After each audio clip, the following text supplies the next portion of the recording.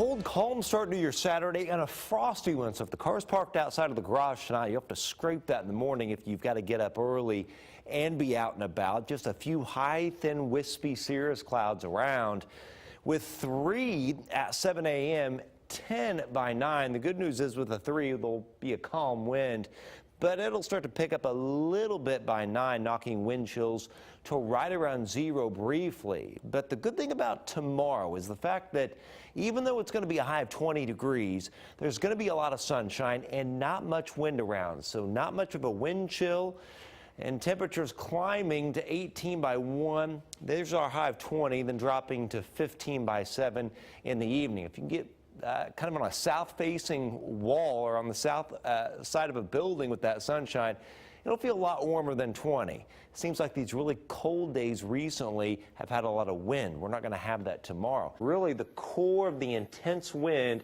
is right in this eye wall that's approaching Corpus Christi right now. I'm looking at some of these weather stations and also buoys. We're getting gusts even in Corpus Christi up around 75 miles an hour right now. And some of these buoys out here have waves of up to 25 feet and even way out here. This buoy here still getting wave heights of 13 feet. And if you think about it, as Harvey moves inland like this and sits here and kind of wobbles around, then slowly begins to wobble back, think of the amount of water that's going to be pushed into the coast here. So not only is this going to be catastrophic flooding, especially for inland southeast Texas, but we've got a wall of water that's being pushed on the northeast flank and side of Hurricane Harvey.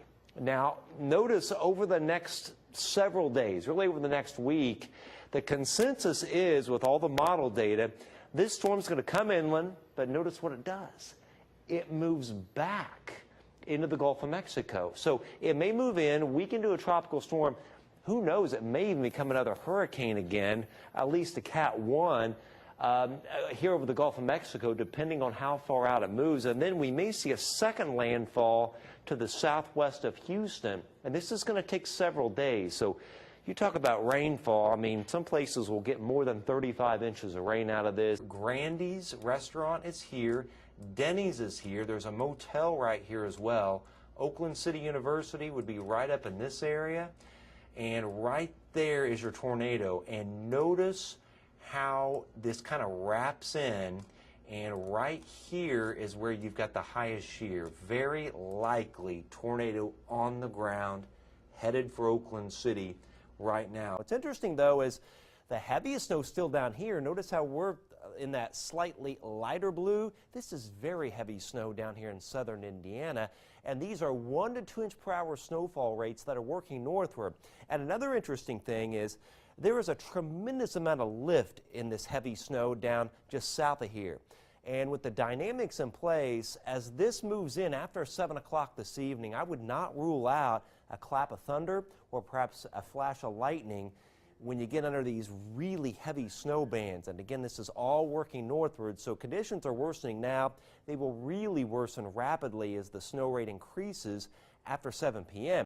Yeah, Jeff, we've got a severe thunderstorm warning in effect for Benton County as well as southern Newton County right now. I've been talking about these storms for a few days, and they've developed in Illinois, and they're working east and southeastward. We can see those on precision right now. You see the orange box, that's a severe thunderstorm warning. This is a very likely tornado that's back on the ground. And this is my shear product. What this is telling me, how quickly we're seeing a wind shift here. What's the wind speed? What's the wind direction?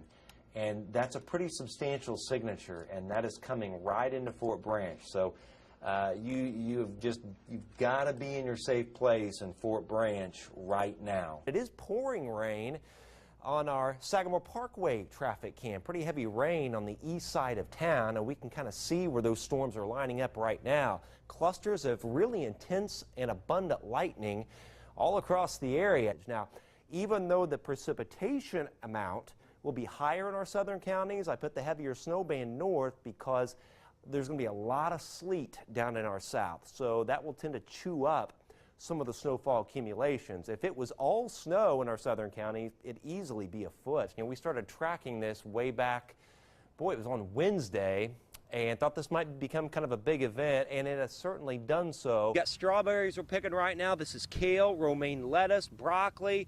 Hey, even how about one banana pepper? That looks really good. So we're having strawberry and ice cream day here at the TV station, but also chicken lettuce wrap day is coming up. Tonight the clouds increase. We go overcast, and by 7 o'clock tomorrow morning, some snow in the area, perhaps a little sleet as well. That gets out of here by mid-morning. Here's the big storm to the west. Wave 1 is here, wave 2, and then wave 3 is the core of the system that's going to bring all this wintry mess. We've had bean beetle issues really bad. Notice how the leaves are all chewed up, but notice how much better they look. I actually let the gypsum weed go here.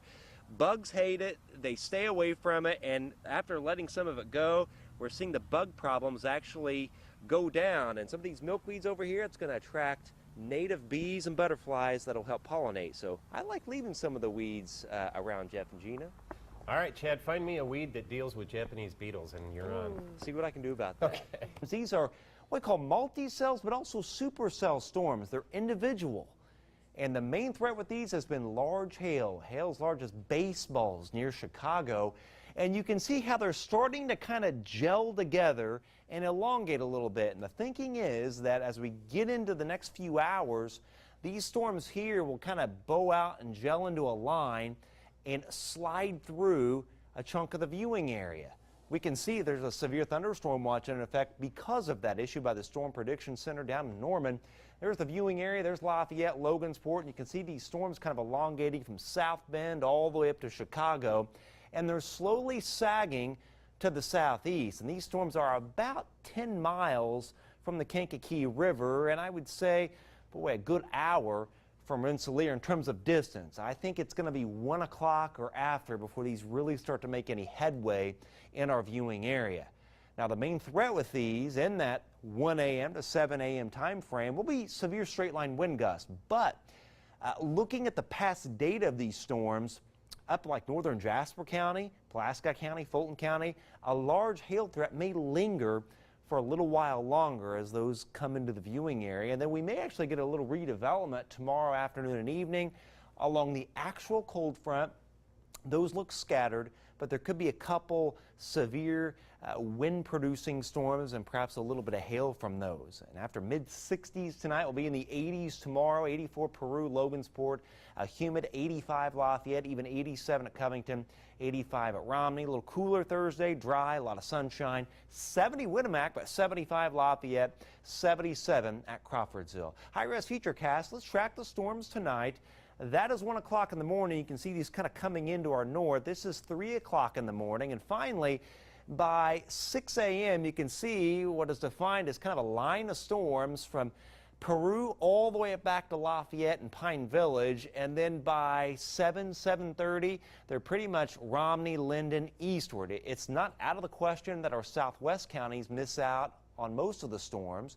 And then a few more pop tomorrow afternoon and tomorrow evening along the actual cold front before we dry out and warm up, or actually cool off, then warm up once we get into Thursday and Friday. There's your severe threat for tonight, straight line wind gusts, and then perhaps a couple hailers lingering in the north for a little while. And then tomorrow, it's pretty much US 24 and southward for the afternoon and evening. And then that upper low could bring some storms once we get into next week. And it stays warm with highs in the 80s over the weekend and then pushing 90 by Tuesday.